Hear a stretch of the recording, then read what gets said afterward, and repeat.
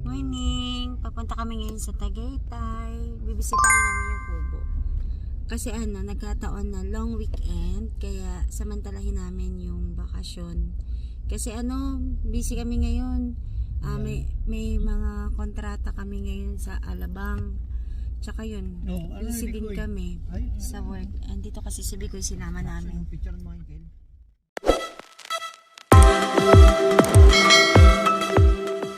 Bibili kami ng mais, tapos may pa-freebies agad si kuya. Ay kuya, bawas mo na lang para hindi ka naman malugi.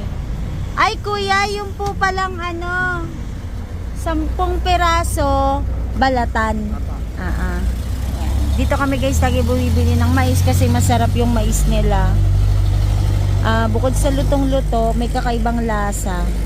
Tsaka yan si kuya, suki namin yan, mabait yan. Lagi kapag bumibili kami ng mais, kunwari, dati kasi nung bumibili kami, 7. Libre lang yan. Allah, thank you po. Bait-bait na ganita kuya. Yan, pag bumibili kami dyan dati, 6 to 7, 100. Ngayon, honest naman si kuya. Ni kuya hindi na daw kaya ibigay sa ganung presyo. Kasi mataas na daw yung kuha niya. Mataas na. So, 5, 100. Pero guys, may pa-previous pa din, binigyan kami ng 2. Bait ka ni kuya eh.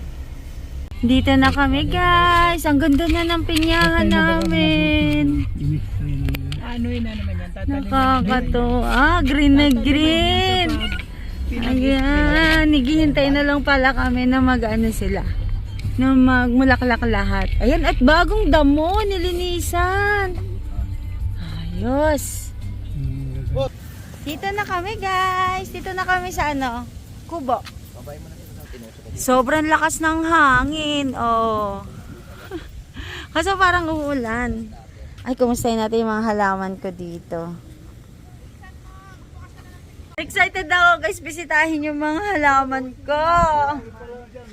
Yung avocado namin guys, kailangan ng tukod. Lapit na pati yan mamunga. Kailan may tukod. Talihan ko kaya hanggang doon. Sobrang baging na yung photos ko. Kailangan na nitong ayusin. Ang dami ko nang kailangan ayusin. Uy, ito, kumusta ka? Kumusta ka? Uy, ganda nito Gumanda kayo dyan Marami akong kailangan ayusin dito guys. Namumulaklak na ulit Naku, pahapyaw muna tayo dito. Itong ponsensya ko. Ititrim ko to. Uy, ang ganda na nila. Pati yung mga photos ko. Kumusta kayo dyan? May mga bulaklak na naman pala kayo. Kakatuwa. Ito, yung lalaki. Uy, ang laki nyo na. Ay, kailangan to guys. Kailangan gamutin yung mga halaman ko. May mga peste. Yan, ito. Kailangan tong i-replant to. Ganda. Dami ko nang kailangan ayusin dito. Ito si Kalachuchi, buhay na buhay, Nabuhay yung mga tinanim ko dito sa gilid, Ang gandang tingnan, Ito, namumulaklak din to, Pero kailangan natin mag-trim. Kasi gubat na. Ay, ang ganda ng bonggambilya. Ang daming variety, Ang ganda. Ay, konti lang bulaklak ng orange, pero at least meron. Dami, Gandang tingnan. Dami ko guys, kailangan ayusin. Ay, madami na naman tayong maha-harvest. So, nakalamansi. Dito ako dati guys, nanguha ng kalamansi na umabot ng 1 plastic. So, ngayon, ay, may hinog na.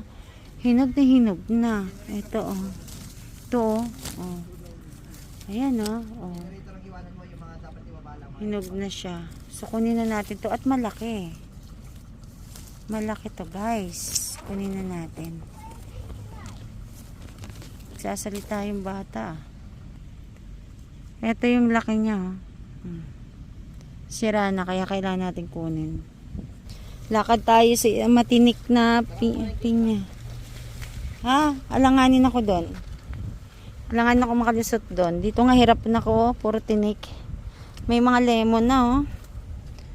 Kaso yung lemon na to kasi ang kapal ng balot eh. Pero at least may bunga ulit oh. Grabe naman yung bunga nito. Sobrang laki. Ang dami. Tsaka ang lalaki. Ang dami guys oh. Oh. Isang puno pa lang to.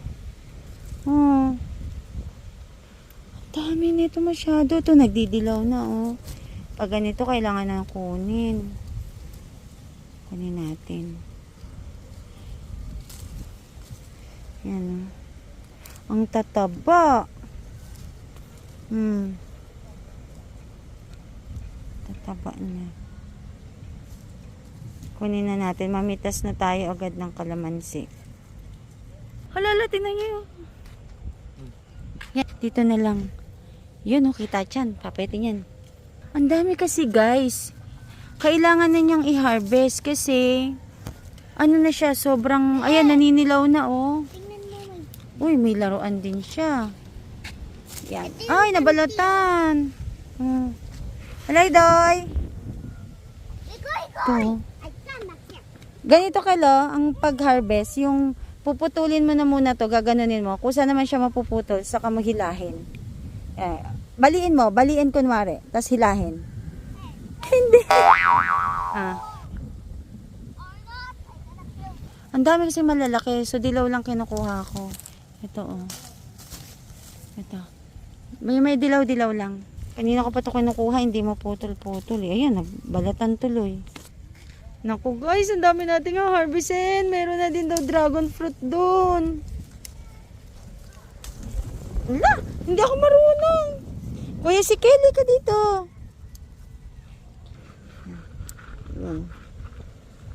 Yan, ang dami natin nakukuha. Ganyan guys, kapag namumulaklak na yung pinya. Nagaganyan na.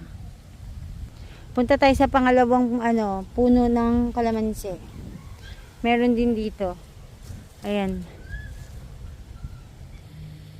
Ito naman nakuha natin. Meron pa na. Wait lang. Ayan, dami natin nakuha. Yeah. Yeah, dyan ka lang. Ganda naman. Oy, oy. Pag gumulong yan, hahabulin mo yan.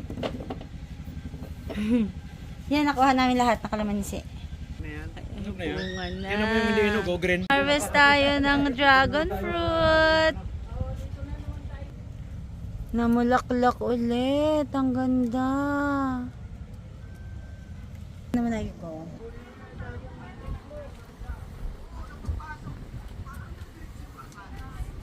Sa akin may inog di ako isa roon ngayon. Isa din po kayo. Pero nakapitas na sila nung nakaraan ng dalawa. Pangalawa ko pa lang po.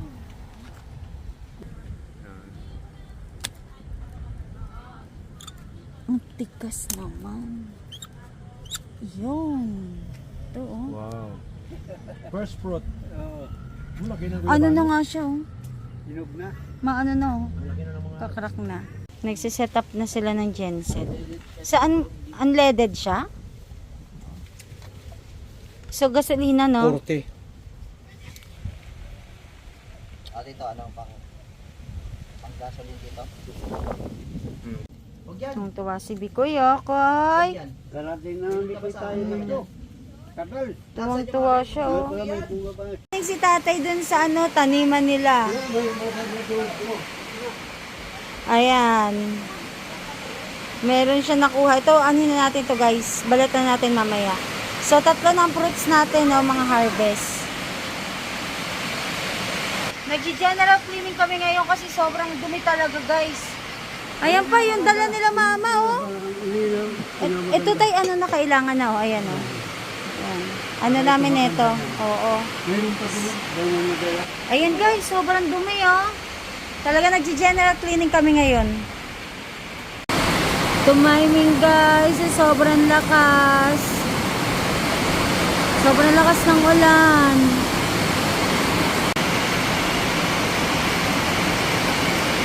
Kanina pagpunta namin dito maaraw. Ay, nabutan kami ng ulan. Ayan. Kukuha pa naman sana kami ng puso ng saging para ulam namin. Kaya adobo ko. Galing naman. Kumakain ng papaya. Sabi ko, magdalang dalawang damit, kagalit. Bukas naman itong binyagan natin, yung dragon fruit. Maulan pa rin guys. And halos din na siya tumigil buong maghapon. So baka ito na yung epekto ng bagyo. May bagyo kasi. So si Daddy na malengke ng panggamit namin habang naka-stay kami dito sa Tagaytay. Sa Monday pa kasi kami uuwi. So ito yung mga nabili niya. Yan, sabi ko kay Daddy, huwag niya kalimutan bumili ng kamatis. Pero ito, direct na natin itong ilalagay dun sa lagayan ng kamatis.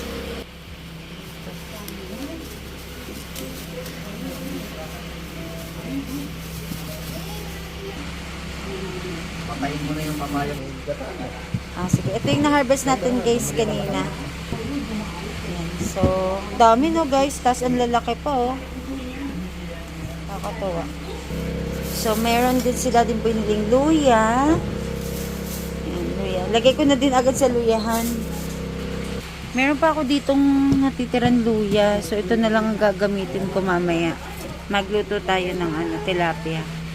Tapos, ito. Yung binili ni Daddy JR, sakto lang to guys sa amin. Pang hanggang Monday. Okra. Uy, ganda ng okra nila. Magano tayo bukas nilagang okra. Siling green. Yan. Okra. Yan. Tapos, ito guys, lalagay ko sa garapon. Ano to eh? Tawag dito? Ito yung kamyas. Yan. Hanap ko talaga yan. Tapos, talong.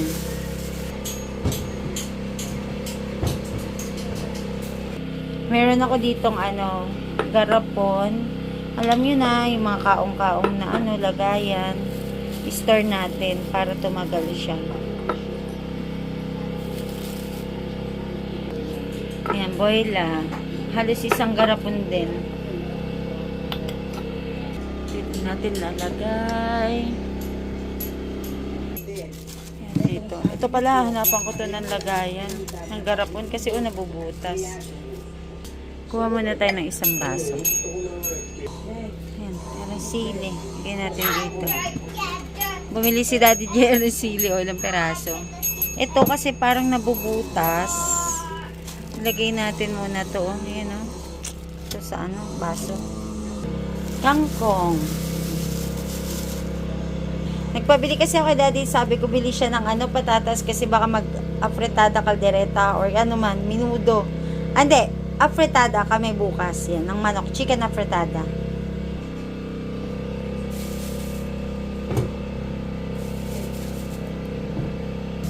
Carrots.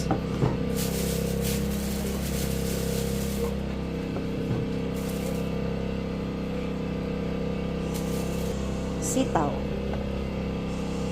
Bumili din si Daddy ng pechay. So, giginata ang tilapia ako na may dried kamyas. Yan, yellow. Tapos, ito yung tilapia. Tilapia, tsaka chicken, tsaka pork? Okay. Sige. Ito yung tilapia. Yan, magluto na ako, guys. Bumili si Daddy ng tinapa sa perfecto para dun sa puso ng saging. Yan, bukas lutuin natin to. Kain tayo guys. Nagluto ko ng sinigang na tilapia. Tapos may natira pa kaming gulay kanina. Baradibo yata tawag na dito. Laswa, di ko masyadong alam. Tsaka pritong tilapia. Kain tayo.